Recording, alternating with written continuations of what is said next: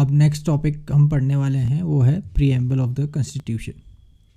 ठीक है, अगेन ये उतना इम्पॉर्टेंट तो नहीं है topic exam point of view से, बट अगर आप पहली बार इस इंडियन पॉलिटी को पढ़ रहे हैं तो इट्स एन इम्पॉर्टेंट टॉपिक, क्योंकि ये आपको एक टेस्ट दे देगा कि हम क्या क्या पढ़ने वाले हैं इंडियन पॉलिटी में। सबसे पहले it is inspired from American constitution. Okay, आप अगर देखेंगे तो हमने कॉन्स्टिट्यूशन की बहुत सारी चीज़ें फॉरेन कॉन्स्टिट्यूशन से इंस्पायर होके ली है या फिर वहीं से ली है। तो ये अमेरिकन कॉन्स्टिट्यूशन से लिया गया है, based on objectives resolution by Nehru. Okay, जब हम पढ़ेंगे कि कॉन्स्टिट्यूशन की हिस्ट्री क्या है और कैसे कॉन्स्टिट्यूशनल असेंबली बनी और क्या क्या उससे प्रीसीडिंग इवेंट्स हुए, तो उसमें हम पढ़ेंगे कि ऑब्जेक्टिव रेजोल्यूशन क्या था। बट अभी के लिए याद रख लो कि preamble was based on objective resolution by Nehru. 46 amendment में 3 नए वर्ड्स डाले गए, that is socialist, secular and integrity. Okay, तो अगर आप पढ़ेंगे we the people of India, we the people of India का मतलब है कि the people of India is providing authority to the constitution.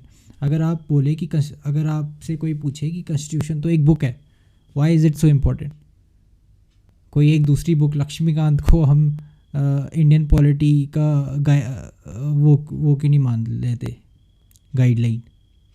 Because people of India gives the authority to the constitution, okay, has solemnly resolved to constitute India into a sovereign का मतलब independent. India will make its own decisions, okay, वो it is not dependent or it is not subordinate to any other country in the world. इसमें बस ये बात याद रखना कि अगर जैसे इंडिया है, India is also a part of different organisations like UN हो गया। अब जब UN का पार्ट है तो UN के रूल्स इंडिया को फॉलो करने पड़ेंगे, but it is not hurting its sovereignty, क्योंकि India is choosing to be a part of UN। ठीक है, तो ये है सोवरेन। सोशलिस्ट, अगर आप सोशलिज़म के बारे में ज़्यादा डिटेल में जाने की तो ज़रूरत नहीं है, बट आप सोशलिज़म और कैपिटलिज़म देखें तो socialism is basically of 2 types broadly speaking. एक डेमोक्रेटिक सोशलिज़म है और एक मार्क्सिस्ट या फिर कम्युनिस्ट सोशलिज़म है, राइट। इंडिया में डेमोक्रेटिक सोशलिज़म ज़्यादा फॉलो होता है, which is basically a mix between socialism and capitalism. Okay, लेकिन आप स्ट्रिक्टली ये नहीं कह सकते कि India is a fully socialist state, specially after 1991 LPG reforms, जिसमें लिबरलाइजेशन हुआ था, प्राइवेटाइजेशन हुआ था और ग्लोबलाइजेशन के रिफॉर्म्स हुए थे। अगर आप रीसेंट वो देखें इंडियन गवर्नमेंट की पॉलिसीज़ देखें तो FTA साइन हुआ है UAE के साथ और ऑस्ट्रेलिया के साथ, और there is talk about privatization of banks. Air India को प्राइवेटाइज कर दिया। तो ये सब कैपिटलिस्टिक या कहना चाहिए फ्री मार्केट पॉलिसीज़ है। लेकिन अगर आप बाकी पॉलिसीज़ देखें, for example distribution of wealth के हिसाब से कि जो फ्री राशन है, या फिर जो Jan Dhan account and wealth transfer through Jan Dhan accounts, और स्वच्छ भारत अभियान, ये सब सोशलिस्टिक पॉलिसीज़ में आता है, जिसमें गवर्नमेंट काम करती है for distribution of wealth. Okay, तो प्रीएम्बल में लिखा है कि India is a socialist, but strictly speaking it is not, it is also not a capitalistic. Okay, कुछ साल पहले कोई एक मेंबर ऑफ पार्लियामेंट था जिसने एक बिल लाया था, इंडिपेंडेंट मेंबर बिल, कि सोशलिज्म को हटाने के लिए फ्रॉम द कॉन्स्टिट्यूशन। तीसरा वर्ड है secular. What does secularism mean? Okay, वो डिफाइन सेक्युलरिज्म। तो इसमें भी अलग अलग डेफिनेशन होती हैं अलग अलग कंट्रीज़ की। अगर आप फ्रेंच सेक्युलरिज्म देखें तो it means separation between state and religion. State का ऑफिशियल रिलीजन नहीं होता और रिलीजन के मैटर में स्टेट्स इंटरफेयर भी नहीं करता. इंडिया में सेक्युलरिज्म एक्चुअली मीन्स इज कि every religion has to be treated equally. Okay, every religion has to be treated equally. अब इंडिया की सोसाइटी इज़ वेरी रिलीजियस, तो इट इज़ नॉट पॉसिबल कि आप रिलीजन से दूर ही रहें, क्योंकि बहुत सारे रिफॉर्म्स होते हैं वो रिलीजन या रिलीजियस या कल्चरल इश्यूज़ पे ही होते हैं. अगर आप इंडियन फ्रीडम स्ट्रगल देखें तो a large part of freedom struggle also derives its mass movements from socio-religious reform.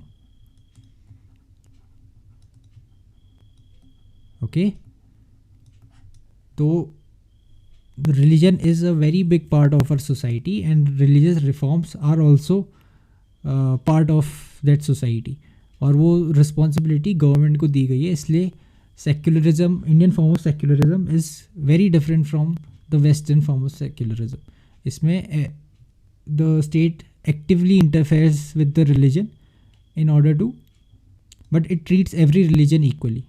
उसका कोई फेवरेट नहीं होता है इन थ्योरी. ओके, अगर आप ज़्यादा डिटेल में जाने लगेंगे तो इसमें भी बहुत सारे प्रॉब्लम्स हैं जिसको हम आगे चल के पढ़ेंगे.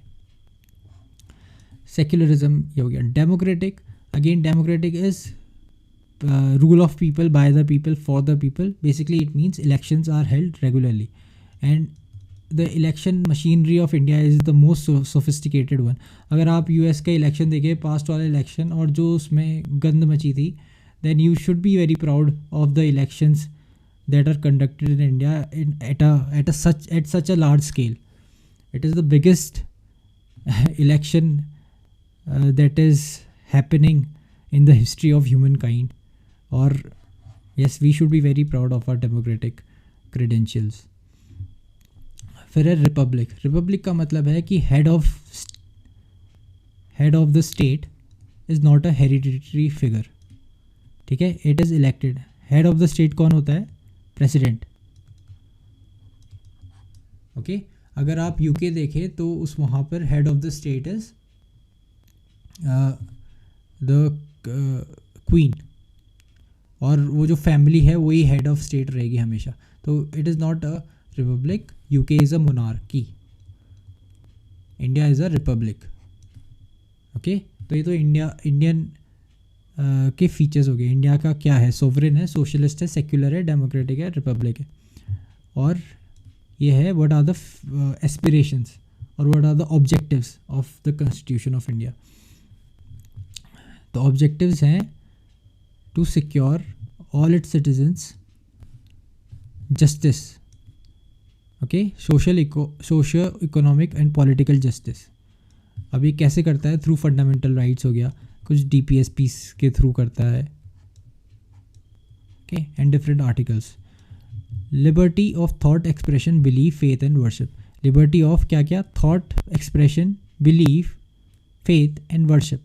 लिबर्टी का मतलब बेसिकली फ्रीडम होता है. तो फ्रीडम ऑफ थॉट, आप क्या सोच सकते हैं, क्या एक्सप्रेस कर सकते हैं, किस तरह से एक्सप्रेस कर सकते हैं, क्या आपकी बिलीफ है, क्या फेथ है, वर्शिप है, of course subject to certain reasonable restrictions. तो दी जस्टिस हो गया, लिबर्टी हो गया. Equality of status and of opportunity, and to promote among them. Equality of status and opportunity मतलब कि अगर everybody is equal before law.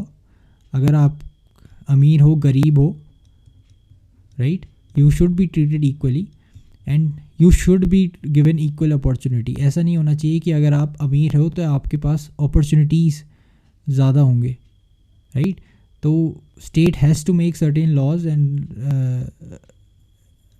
कि आप इक्वलिटी ऑफ अपॉर्चुनिटी प्रोवाइड करें. ये इक्वलिटी ऑफ अपॉर्चुनिटी आर्टिकल 16 में होती है. ये हम अगेन वेरी डिटेल में पढ़ेंगे. Fraternity basically means brotherhood. और अगर आप फंडामेंटल ड्यूटीज़ देखें 51A के अंदर, राइट, तो उसमें आपको ब्रदरहुड का मेंशन आएगा. assuring the dignity of individual and unity and integrity of our nation. And integrity was again added in the 42nd Amendment.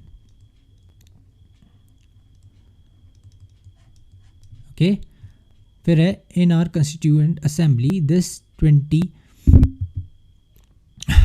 26th day of November 1949 do hereby adopt, enact and give ourselves this constitution. So the constitution was adopted on 26th of November 1949 and the constitution came into force on 26th of January 1950. ठीक है, when it was adopted 26th of November 1949. ठीक है, अब the preamble reveals 4 ingredients और components. First of all source of authority, जो मैंने बताया कि constitution derives it's authority from people of India. Okay, कोई भी ऐसी वैसी बुक को हम कॉन्स्टिट्यूशन नहीं बता सकते. ये डॉक्यूमेंट इसलिए इम्पोर्टेंट है, ये इसकी अथॉरिटी है क्योंकि it derives from the people of India. Nature of Indian state. Nature of Indian state है सोवरेन देख लिया, सोशलिस्ट देख लिया, सेक्युलर देख लिया, डेमोक्रेटिक देख लिया, रिपब्लिक देख लिया. Okay, objectives of the constitution. It specifies justice, liberty, equality and fraternity as the objectives. और ये वेरियस लॉज और अगर आप देखें मेजरली फंडामेंटल राइट्स, DPSPs और ड्यूटीज़ के थ्रू करता है. आपको डिफरेंट आर्टिकल्स मिल जाएंगे जो ये सब ऑब्जेक्टिव्स को फुलफ़िल करना चाहते हैं. Date of adoption 26 November 1949. Date in which the constitution came into force is 26 January 1950. Okay, यहाँ पर ये फॉर्मली केम इनटू फोर्स. इस बीच कुछ लॉज कॉन्स्टिट्यूशन के वैलिड थे और इसमें फुली केम इनटू फोर्स. अब एक इम्पॉर्टेंट क्वेश्चन बनता है कि is preamble part of the constitution and who will decide is preamble part of the constitution. ये करेगा सुप्रीम कोर्ट, आप और मैं नहीं करेंगे. सुप्रीम कोर्ट ने क्या डिसाइड करा है, 2 केस थे इसमें, बेरुबरी यूनियन और केशवानंद भारती केस. केशवानंद भारती केस इतना इंपॉर्टेंट केस है, आपको इतना सुनने में आएगा. अगर आपने अभी तक नहीं सुना है इसके बारे में तो तैयार हो जाओ. बेरुबरी यूनियन केस में क्या बोला था सुप्रीम कोर्ट ने कि preamble is not a part of the constitution. Okay, लेकिन इसको ओवरटर्न कर दिया था केशवानंद भारती केस में. ये Kesavananda Bharati case basic structure doctrine को लाया था.